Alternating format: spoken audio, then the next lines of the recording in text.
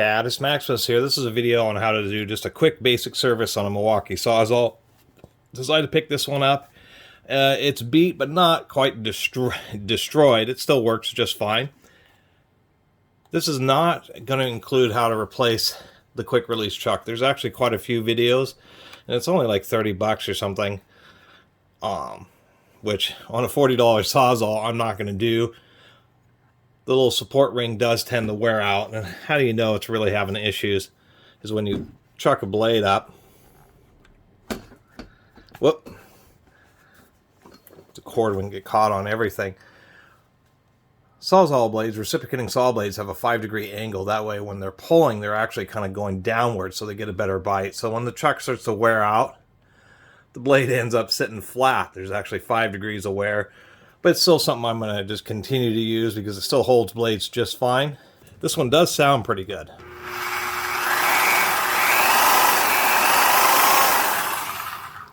So I decided to give it a shot.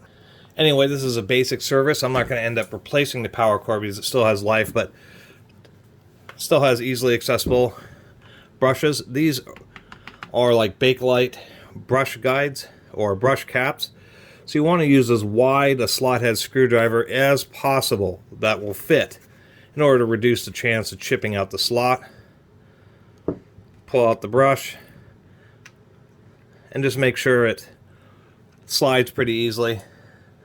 These brushes probably have about 30 or 40% wear, but there's still enough life left in them to continue to use. You do want to put these in. You want to pay attention to the orientation that these come out. This is pretty evenly worn, but you can see that there's a little bit more edge on one side than the other. And it'll make some funny sounds if you put in the brushes, I should say, in reverse. Anyway, you'll just want to pop the brush caps out, pop the brushes out, and just make sure that they're clean. Give it a quick blow. Make sure that they're running nice and smoothly. Don't over torque, just a light amount of torque to keep that brush cap in there. We'll go ahead and pop open the handle just to make sure there isn't any too much grit or buildup inside the handle. Make sure the wires are tight in the switches. These are T20s.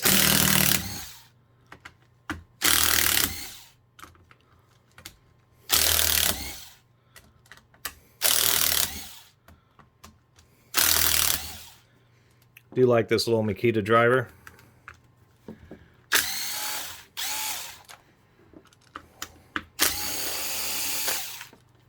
On these older ones, these upper ones have little nuts on the backside, so you don't want to lose those nuts. And just work the handle off here, just like so. All the other screws are the same length. One of the things that does set these apart is the variable speed circuit is external and is mounted right behind the vent, so it keeps it from overheating, helps it last longer. Not particularly overrated a trigger, but although it's a little bit deceiving because even though this says 12 amps, whoop, this little thing that popped out is actually because on some Sawzalls they had a lower and high power, which they got rid of, which was just a switch that went there. Also, these handles are used on the drills, and many of the drills, earlier ones, that was the reversing switch. Anyway, this looks just fine. You want to, come on. Power cord's always getting stuck. You want to take a look at the motor, make sure nothing's too damaged, make sure, you know, get a screwdriver or something in there. Make sure it's unplugged. You know, rotate it around, make sure no pieces of debris have got caught and bent over one of those little contacts or anything like that. Other than that, make sure the wires are seated well. You need to use these are spring tensioned receptacles for the wires, so in order to get them out you have to use a spring clip that you have to use a O-ring pick that you push in next to the wire in order to push the little tang over to pop the wire out. And you do need to tin the replacement wire with, or the wires on the replacement cord with solder so that it's rigid enough to push back into the switch. Anyway, that just does it for that. Pretty basic inside there. The other portion of this guide will be dealing with the greasing the gearbox, what you want to do, you want to get some grease in there to keep to reduce the wear, particularly on the slide here. You take whatever size this is. I think it's 1/8 inch. No, it's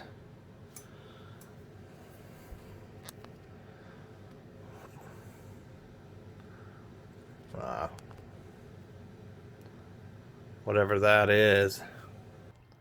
5/32 Allen wrench. And you just need to loosen these 4 bolts that hold the shoe on.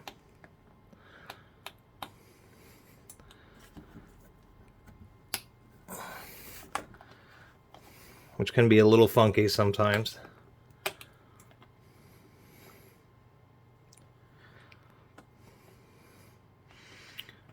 Maybe like 1 full turn, 1.5 turns. That's all it really takes. It's kind of hard to get them into the fasteners properly because of the boot. The holes never in the boot never seem to line up properly.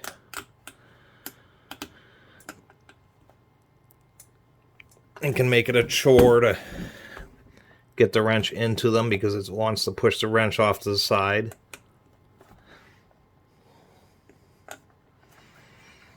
Like so.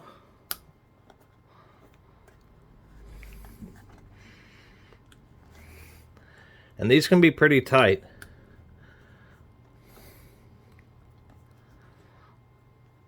Just like that. You just want to have it enough so you can get the darn shoe out of there. And if it doesn't want to release, come on. Just loosen them up just a little bit more.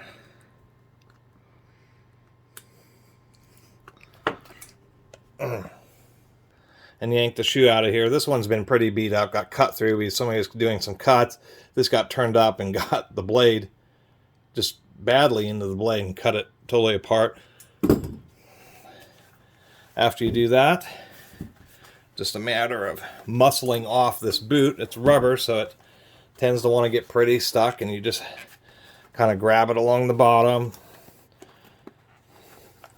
work it up there, pull it from the top. You know, usually I'll put the body between your legs or your feet and just muscle it off of there. There is a rubber cap because there's a forward support bearing for the wobble plate. So if that comes off, you want to make sure not to lose it. And then these screws, surprisingly enough, are also T20s. They're the same size that the handle uses, so it actually makes it a little bit easier. What isn't so easy is you do need something really long to get at it. So I'll start off on this side.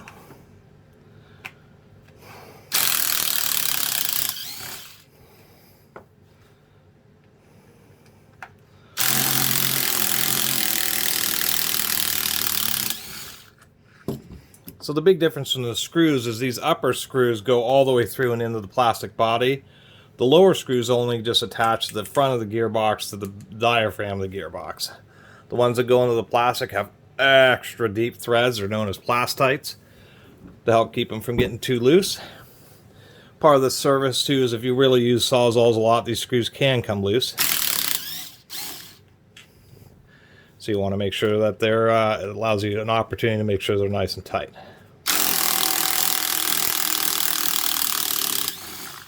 Also, the reason this guide is more specific to non-super Sawzalls is can be some tricks depending on the particular generation of the counterbalanced super Sawzall. But these are pretty simple because you just pop it off just like that. There's a rear support bushing, a front support bushing, really coarse gear, and then there's that finger inside there. But I always need flashlights. I've torn apart 50 power tools and I never have a flashlight when I need it, and I just don't know why. I don't know if I have anything that will really... I don't really have a very good way of mounting this. But there's the wobble plate and then there's the finger. So when it operates, you can see how that finger swings back and forth in an entirely linear fashion. And that's really what set apart the Sawzalls. Other manufacturers in the years since have started using the same type of system, but Milwaukee is the one who patented it. And I think it was like 1956 or something when they actually came out with it. Pretty wide gear. You want to just take a nice look at the gear, see that it's holding up pretty well. And I mentioned this before, Milwaukee switched to these 4-tooth arbors because it just gives them greater cross-section and actually allows them to last longer. So you just want to take a nice close look at this gear. You can run your fingernail across just to see if you feel a real lip, indicating a lot of wear, and this isn't too bad. Usually when Sawzalls fail, it's either something jams the blade so hard that it will break the finger, or simply this arbor ends up wearing out. This one, even though it's been used quite a bit, the arbor is actually in pretty good condition. So one of the reasons I like getting old tools is, like the Cornwell ratchet I reviewed a few videos ago, wasn't so great. Turns out it's hard to find rebuild kits, and just ends up being a hassle, and you lose some money sometimes. And sometimes with something like this Sawzall, even though it has been well used, it actually hasn't been super abused. This is something I'm happy about, particularly seeing how good a condition that arbor's in. I know that this Sawzall is going to give quite a bit of extra life. So you want to just do your best. This lower portion is actually held in by a bolt in the front. If you remove that bolt, then you can pull this whole section out. You end up having to remove the chuck because you have to pull this assembly out with the reciprocating rod. You can see the rod is actually hollow to reduce its mass, to try to reduce some of the vibration.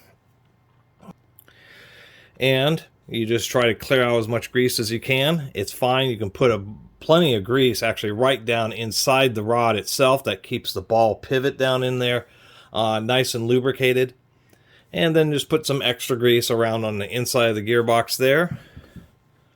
And maybe some around in the gearbox here. And that's pretty much all there is to it. Also, regarding the amount of grease you can put into this, anybody who's taken apart a lot of Milwaukee tools like me knows Milwaukee puts a lot of grease in their gearboxes, and a lot has just seeped out. So don't hesitate. You don't want to fill it all the way up, but you could certainly fill, it a third of the way up, several ounces of grease. There's no problem putting plenty of grease in there because it just helps ensure that the rod stays nice and lubricated, and to get some lube on the gears. We can see that's probably one of the issues here is there's just no grease on the gear. A quick note about these plastite screws is you really want to get them back into the same old thread track that they came out in. If you start threading the screw and it's really hard, it's cutting a new set of threads, and that's just tearing up the plastic, and they won't hold as tight as if you get them back into the same threads that they came out in. So you want to be kind of careful, get a good feel for when you're driving it in with the screwdriver. And if you got the right threads, because it'll start, at least initially, it'll start threading in nice and easily. And something I forgot to mention, they do have a seal in the gearbox. When you're pulling it apart, sometimes the steel will want to partially get stuck on one side, and another part will stay on the diaphragm. So you want to try to avoid that. If that happens, just get a knife and just use it to lightly pry it off the part that you're removing. The last tip is it's hard to get the boot off without removing the shoe, so I just removed the shoe. But what you'll notice is there's washers under these screws. And if you put the boot on first, it'll just be impossible to get those washers in the right location. So what you do is you actually, when you're reassembling it, you put the shoe on first. Then it's a little easier to take and fold the foot up like that, and then push the boot on over it, because it's easier to push the boot on than it is to pull it off. And that's all there is to it. Still took 15 minutes to make a video, even though it's supposed to be pretty quick. A lot of words to say. Now it sounds really nice. Make sure you tighten those screws when you have it apart. Make sure you tighten this screw that's inside the diaphragm. Other than that, just some extra grease to help mitigate some of the wear on the plunger. And this Sawzall is ready to go. And on the more modern ones, probably since about the mid-90s, I think, or so, is when they switched to this quick change system. It's pretty nice because when you get the kit, it just replaces all the parts. And there's just a hole in the rod, this plunge rod there. So really not too bad. I guess the biggest deal is really just making sure that the gear, taking a look inside so you can get a look at that motor arbor to see how worn it is, because that really tells you how much life is left in it. Other than that, I decided to do the service on this because the counterbalance Sawzalls, the super Sawzalls, like the 8 amps, the 10 amp ones, have a special method to taking them apart versus the ones that have the switchable orbital ones, like the 13 amp and the 15 amps. Both of those actually have slightly different methods to taking them apart, but the more basic rudimentary Sawzall, in which this 11 amp 6509 is like the top of standard quote-unquote Sawzalls, it's going to be the same. You find a Sawzall that was made in the 1960s, it's going to come apart the same way that this one does, as long as they're not the super Sawzalls. Anyway,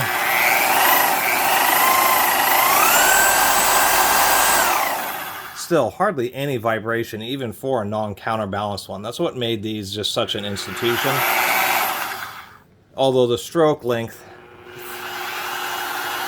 I think it's only 3/4 of an inch, maybe 7/8 on these. So the stroke length is a little bit short, but plenty of pulling power. These things are just an absolute institution. Anyway, I really appreciate everybody who's been watching and subscribing. And if you haven't subscribed, please do. Till next time, Catus Maximus out.